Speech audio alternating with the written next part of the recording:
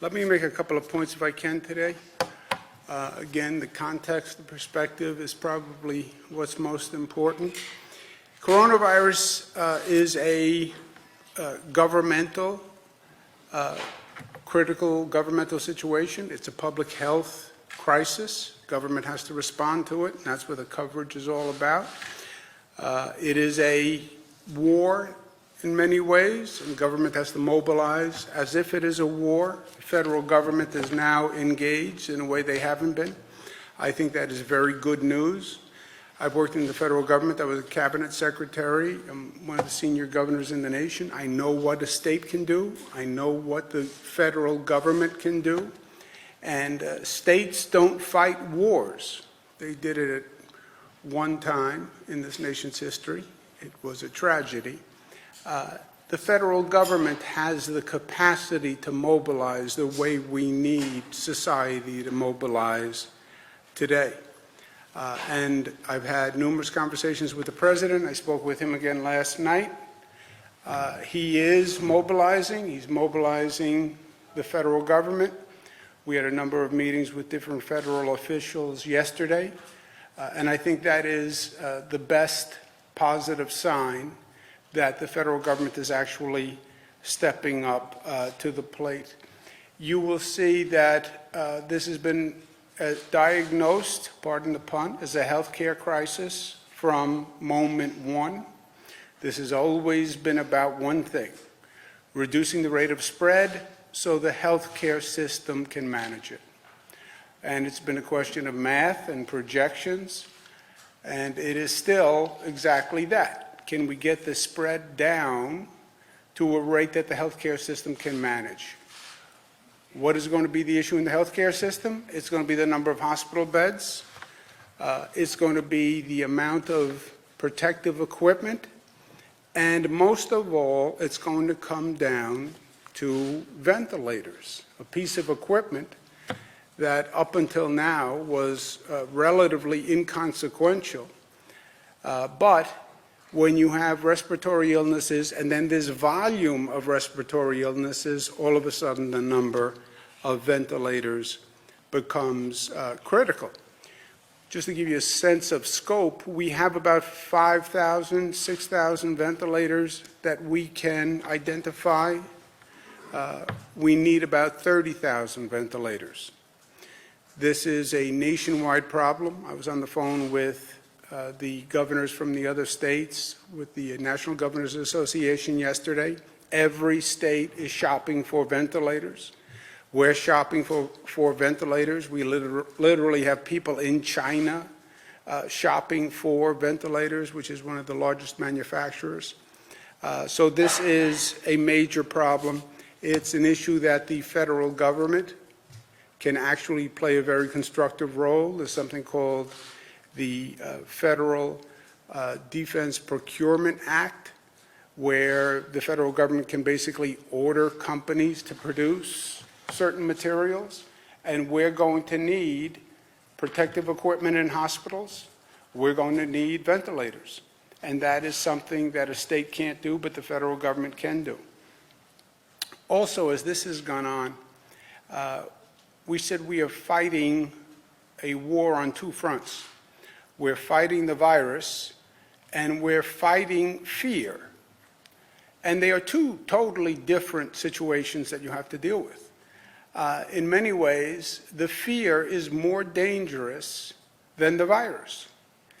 I started working on disasters, emergency situations when I was in my 30s. My first experience was Hurricane Andrew in Homestead, Florida. And I felt it. I saw on the ground what happens when people panic. And the panic and the fear is as dangerous or more dangerous than the hurricane. I've seen it in floods. I've seen it in fires. We now have misinformation and fear and panic, which is as contagious or more contagious than the virus. And we have to deal with both of them. I've had some conversations that are just irrational with people who heretofore were wholly rational. I had a conversation last night with a business person from New York City who I know, who was panicked that New York City was going to be locked down, that there were going to be roadblocks, that there were going to be mandatory quarantine. He was going to be imprisoned in his house. And I said, where did you hear that? Well, that's what they say. That's what I'm hearing. They're saying. And I was saying, look, I would know, right? Because I would have to authorize those actions legally. It's not going to happen. Well, I hear it is going to happen. I said, but I know, but I would have to do it. And I'm telling you, I'm not doing it. It must have taken me 25 minutes just to slow him down to hear the information. When you get that emotional, that fearful, you literally don't process information the same way. So we have to be very aware of that. Clear communication from everyone, from our friends in the media, from the healthcare professionals, from all elected officials.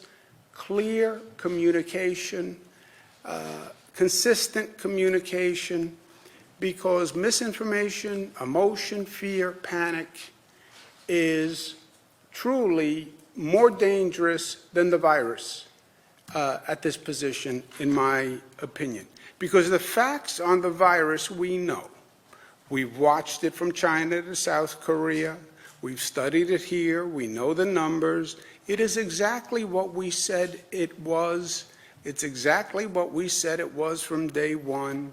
We talked about the increased spread. We talked about the vulnerable populations, seniors, compromised immune systems, people with underlying illnesses.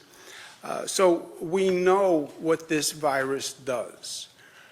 We know how it communicates, and we know how to deal with it. It's not going to be easy. It's not going to be pretty, but we know the trajectory of the virus. Let's just take a deep breath and make sure we're acting on facts as opposed to acting on fear. When you act on fear, then you're in a dangerous place. The facts we can handle. Let me give you a couple of the new facts today. Just to recap, we said we have a plan of action. There are 3 steps: flatten the curve, slow the spread, increase the current hospital capacity, and number 3, identify new hospital beds. Do them all at the same time, which is the challenge. Make government work, mobilize, operationalize, get it all done today. On density reduction, this is a data-driven decision. Look at the increase in the number of cases, look at the hospital capacity, and adjust and do everything you can to slow the increase of the spread so that your hospital system can deal with the growth. We have been taking increasing steps on density reduction because the numbers have been increasing. And again, this is driven by science and by data.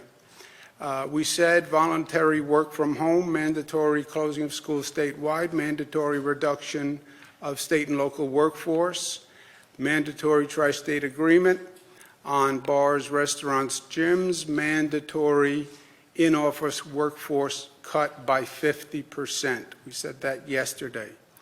The numbers have gone up overnight. I am going to increase the density control today.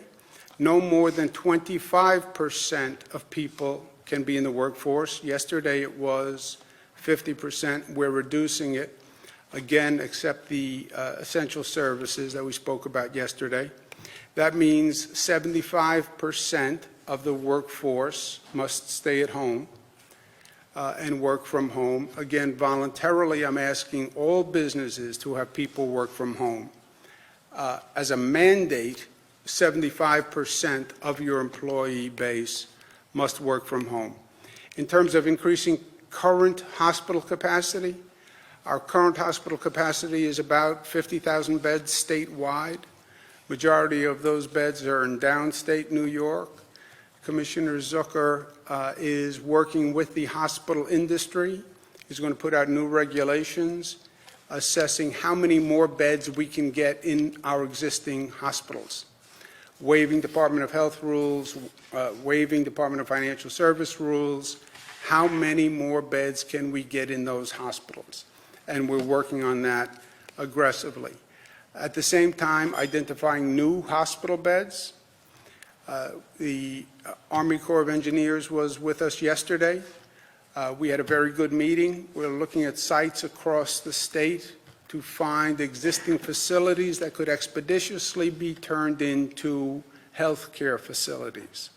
And again, when I said the federal response is very welcome, I want to thank the President. He said that he would bring the Army Corps of Engineers here. They came here the next day. I spoke to him last night to follow up on the meeting. So this is going forward aggressively. We're also going to take a bold action, but a necessary action, that offering 90-day relief on mortgage payments, waiving mortgage payments based on financial hardship, meaning if you are not working, if you're working only part-time, we're going to have the banks and financial institutions waive mortgage payments for 90 days. That will be a real-life economic benefit. It will also be a stress reliever for many families.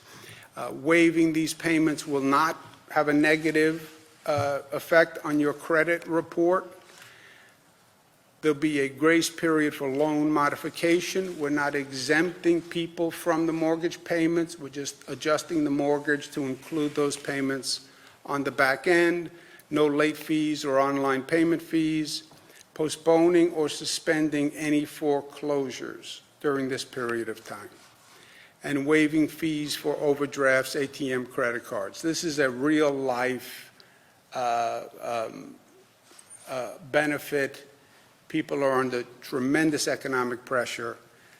Making a mortgage payment can be one of the #1 stressors. Eliminating that stressor for 90 days, I think, will go a long way.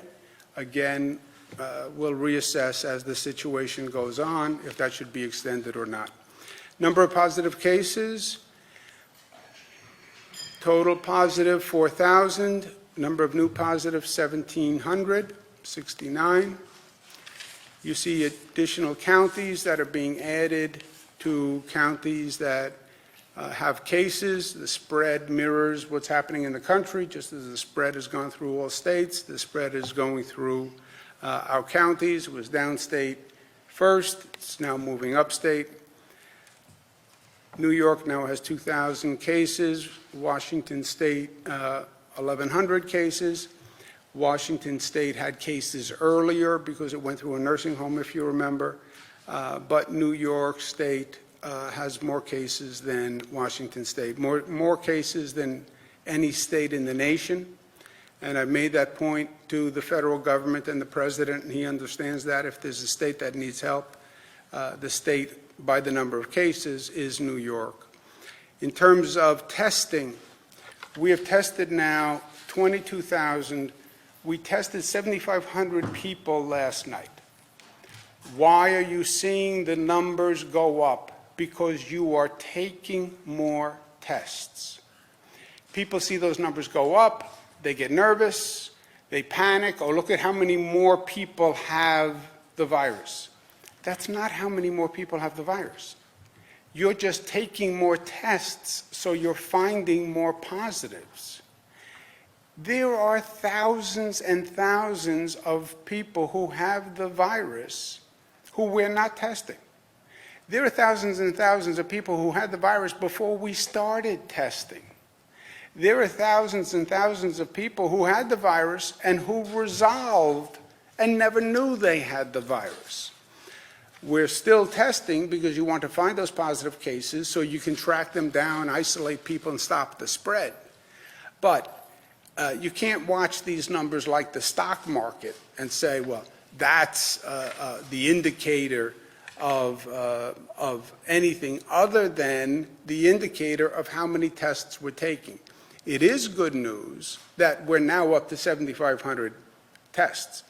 We were at one time doing 200 tests per day, just to put that 7,500 in focus.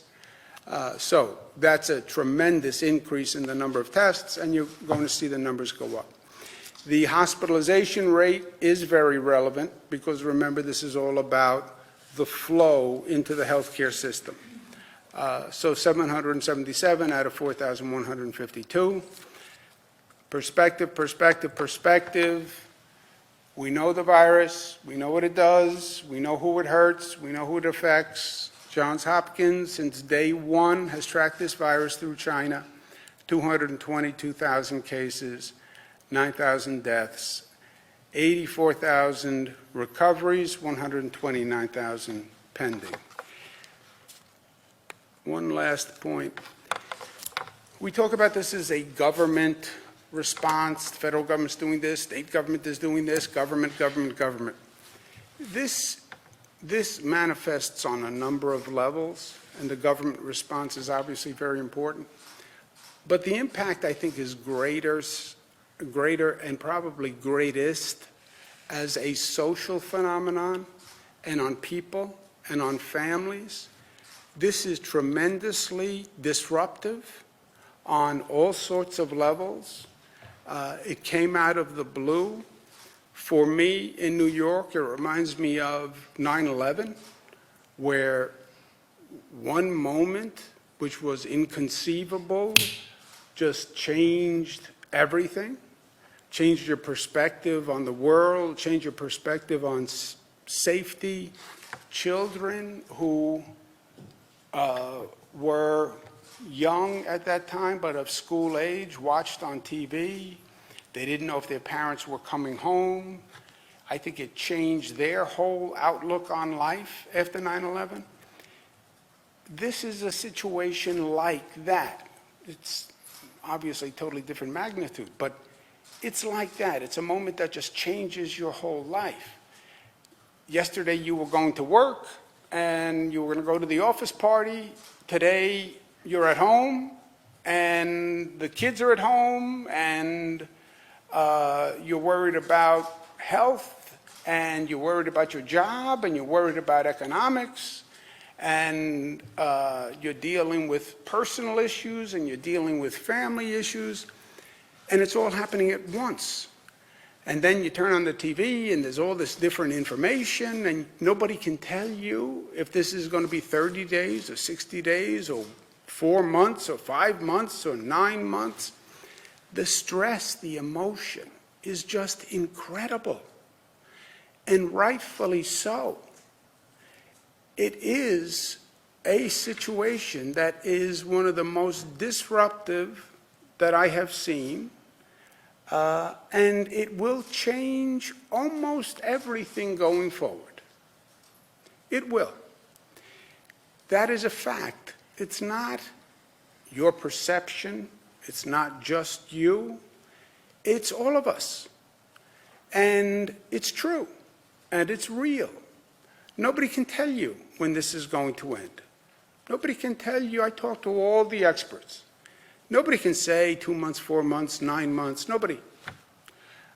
It's hard living your life with that big a question mark out there. Nobody can tell you when you go back to work. People can tell you that it's not just you economically, it's everyone. Take comfort in that. Federal government is actually acting on an economic package. But it's true. Having your family all together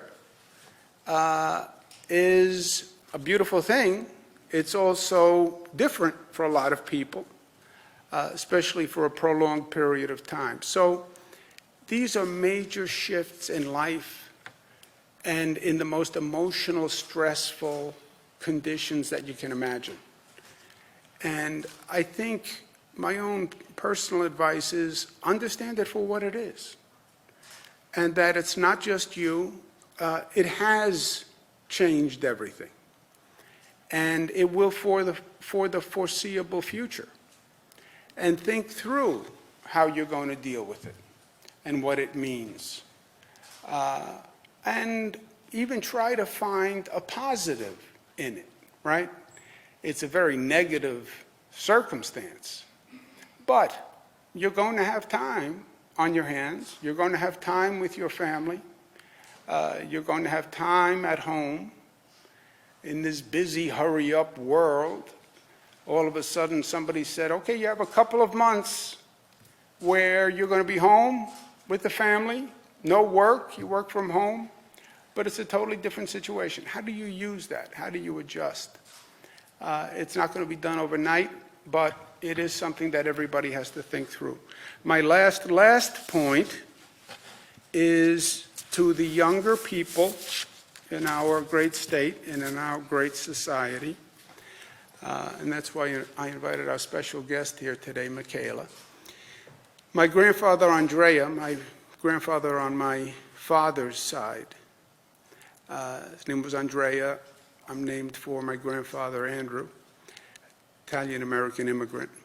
When I was young-ish, when I was like 16, 17, 18, and I would do something that he didn't like, he would just look at me and he would say, "We grow too soon old and too late smart." And I would say, "What does that mean, Grandpa? Is that a criticism?" We grow too soon old, too late smart. These pictures of young people on beaches, these videos of young people saying, "This is my spring break, I'm out to party, this is my time to party." This is so unintelligent and reckless, I can't even begin to express it. Now, I had a conversation with my daughter about this. I'm governor of the state. I can order a quarantine of 10,000 people, but I can't tell my daughter to do anything, all right? And I have to be careful because there's almost an inverse response to a direct action. But I did say to all three of them, from soon as they could crawl, I used one line. What is the one line I used to say? Risk reward. Yeah. Risk reward. Risk reward. Just pose the question. I couldn't offer an answer because whatever answer I would offer, they would do the other. Risk reward. It makes no sense to go expose yourself to these conditions and expose other people. Expose other people. Michaela wanted to take, first of all, Michaela was graduating this year, and her school closed to online courses, so she's not going to have the graduation. We're going to have a big party at the appropriate time. We don't know what that time is going to be, if it's going to be 2 months, 4 months, 6 months, 9 months, but at the first opportunity, we're going to have a big party, so that's going to happen. But she was deprived of the last year and the last few months of college, which I'm sure were a very intense study period, and that's what she's deprived of, that intense study period of those last few weeks. I remember those last few weeks, a lot of studying. But that's a shift in life. But she was going to take a vacation on spring break and go with friends and take a trip and risk reward. And luckily, she made the right decision, and I'm proud of her for that. No prompting from me besides the question, risk reward. What these people are doing is the risk does not justify the reward. They're putting themselves at risk. Young people can get coronavirus. That's one of the other myths. Young people don't get it. Young people do get it. And young people can transfer it. And you can wind up infecting someone and possibly killing someone if you're exposed to it. Risk reward. Questions, comments? So what's your plan for the MTA? They asked the feds for a $4 billion bailout. What if they can't get that from the feds? Will the state step in? The economic consequences here are for the MTA, for the state budget, for county budgets, town budgets, village budgets, all the public authorities. It's just a big question mark. They've all lost tremendous revenues, and we're going to have to figure out, as a nation, how to deal with this. The ridership is down on the MTA, and the revenue is down on the MTA, and say hello to every other public transit system in this United States of America. So it's going to have to be a national response. So you don't want to shut down transportation, but how is that possible if the trains can't run and if the MTA can't make payroll? Is there any plan right now that you guys are going through to save the MTA? The MTA will continue running. They're an essential service on the essential service list. And the revenues, we're going to have to make do. Rob, do you have anything that you want to add? They're looking at, so right now, we're looking at the ridership, right? Ridership is down in all of the systems, right? But the workers are there, the workers are running the trains are running on time, and New York City still has, right? There are still some businesses and essential services that are flowing, so the MTA is part of bringing people back and forth. So right now, we're looking at that, but every transit system in the nation is facing the same reality. Where will the budget due April 1st, is this going to impact your, now your calculations? We're looking at the MTA as well. So this is part of the discussions that we're having with the legislature right now. You're going to pass anywhere else that would be able to do with the MTA? We're looking at as the governor mentioned, the entire budget is impacted right?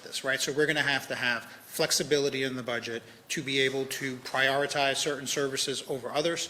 As the governor indicated, the MTA is an essential service for New York City. Also, guys, remember all these broad statements. We have to run a government, we have to run and service a society, right? We need the healthcare system up and running. Doctors have to get to work, nurses have to get to work, healthcare workers have to get to work. We need police, we need fire, we need bus drivers, we need daycare workers. All those functions have to happen. So we need a transportation system because we need people getting to work, refuse has to be picked up, right? All these functions have to continue. So when they talk about shut down, we have to make sure we're operational and healthy and functional. Governor, I know you've had trouble with the phrase shelter in place, but are you considering any kind of more stringent restrictions on people leaving the home or going to businesses or things like that? Yeah, I believe communication is important, and I believe words are important. Say what you mean, and don't say what might alarm people. The level of alarm in this country, in this state, especially in New York City, is higher than I have ever seen it. Somehow people have the idea that New York City may be quarantined, may be locked off, that they may be imprisoned in their home. I don't know where they get it. This is the conversation I was talking about last night. This is a smart person who I know for a long time. Just panic, just fear. None of that is going to happen. None of that is going to happen. There is no quarantine plan for New York City. Oh, he said to me, well, you did a containment plan for New Rochelle. My containment plan in New Rochelle didn't contain anyone. It was a bad word. It meant to contain the virus. You could come and go in New Rochelle. Schools were closed, large gatherings were closed, but there was no quarantine containment. Well, you called out the National Guard. I called out the National Guard to help with food delivery and cleaning surfaces. And by the way, we use the National Guard every time there's a snowstorm or a fire or a flood. I call out the National Guard. It does not signal martial law, Shelter in place. Mandatory evacuation, but you don't have to evacuate. Well, then don't call it mandatory evacuation. Mandatory fasting, but you can eat. Well, then don't call it fasting. If you look at the principles of shelter in place, first of all, shelter in place is deceptive because it does have a meaning. Shelter in place literally means It's currently used in an active shooter context. It was most recently used for nuclear war protection. And what shelter in place meant was find the room in your house with no windows where you would be free from smoke or gases and stay there until you get the all clear sign. That's where it comes from. Well, we mean a modified shelter in place. Then don't say shelter in place. Say modified shelter in place. If you look at what other places call shelter in place, it's what we're doing now. Well, not exactly, though. I mean, But virtually. what they're doing in the San Francisco Bay Area is basically warning people, only do essential things. You can go get medicine, you can go get groceries, things like that. Would you consider that sort of model, the San Francisco model, for New York City or any place in the state? You want to wager $1? That's not what San Francisco model says.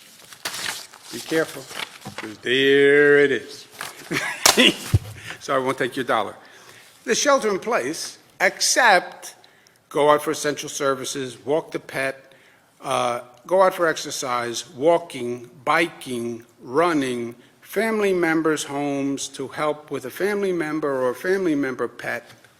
Well, if I'm going out to help with pets, right, I'm not in a room in a post-nuclear holocaust waiting for an all-clear sign. So language matters. That's all I'm saying. We are doing, excuse me a second, businesses, we're down to only 25% of the workforce should go to work. That will continue to adjust with the spread. On the residential side, stay home. Stay home. If you have to go out to shop for essential services, go out to shop. If you have to go help a family member, they have a problem, go help a family member with a problem. And if you have to get outside of the house to exercise, to get some fresh air, which is 100% necessary for a lot of people in a lot of circumstances, then do it. But social distancing, just stay away from people. Stay away from these people, even in New York City parks, who are all clustered together. I don't know what they're thinking. Stay away from people. A person can infect you, and they won't even know that they have the virus.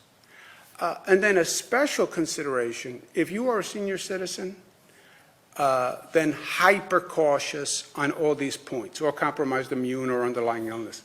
But if you look at the actual rules, Jesse, what San Francisco's doing, what we're doing, they're virtually identical. So is it just semantics at this point? Words matter at this point. Words matter. Quarantine, lockdown. These words are scary words, and nobody is talking about those things. But San Francisco isn't talking about those things. Well, shelter in place is a scary term for people, especially when they don't know what it means, and especially when you're not doing what it means. If you're not doing that, why do you call it that? We have a mandatory evacuation policy, but you don't have to evacuate. Well, then why did you call it mandatory evacuation? You know what I mean? Why do you scare me and then I have to get unwound, right? There's not an active shooter, shelter in place. It's not a nuclear holocaust, shelter in place. Wait for the all clear sign. There's not going to be any all clear sign, right? Are you worried about filing petitions on time now that the deadline has been shortened? We changed the dates. Didn't we, son? So what the legislature did yesterday was they passed a law to make the filing deadline for the petition travel with the new end date of the petition. Previously, it had been, I think, March 30th, and then between April 1st and April 3rd, you had to file. So if you see, the dates actually just traveled exactly. The issue with leaving the filing deadline open is it invites fraud. People can continue to go out and collect signatures and predate them. So that was all that we did. We had the dates travel together. On the topic of rumors spreading and things going through social media, there is a lot of chatter on social media about the village of Curry's Shoal and the Hasidic community there. Do you know anything about any positive tests in that village, and is that an area of concern at this point? I have not heard that, John. I haven't even heard the rumors. Normally, I hear the rumors. It's broadcast here, but I mean, there are rumors of positive tests in Curious Joel, and I'm trying to figure out if that's true. I have not heard. Of the 777. Not that we're highly attuned to rumors, unless they come from the LCA. Those rumors were here. Of the 777 people that are hospitalized, how many are in the ICU and how many are intubated at this point? We would have to get those numbers for you. You know, we're giving you the most recent numbers on a rolling basis, but then sometimes they come with incomplete information as to where is everyone. And the numbers are getting so big now that they're hard to get all the particulars. But as soon as we get them, we'll give them to you. What is the status of the people the state has in China trying to procure more ventilators? Is it just... There is a global, you know how we went through the price gouging on like hand sanitizer? And, you know, we make our own hand sanitizer here in the state of New York. I can get it for you. I know people. Very keen on getting yourself. I know people.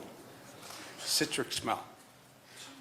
I was kidding when I said it was that floral bouquet. I took a pounding for that. I thought it was an obvious joke. Obviously, not everybody appreciates my sense of humor. Yeah, I know. I know too well. What was the question again? Ventilators. Ventilators. We had price gouging on the hand sanitizer. The ventilators, there is a global rush for ventilators. And literally, we have people on the ground in China. You can't even buy them from China. And as I mentioned, I had the National Governors Association. I had most of the governors on the telephone yesterday. And every state is looking for them. That's why the federal government has to come in and handle this. Because, see, I believe the Army Corps of Engineers and the state working together can create more beds.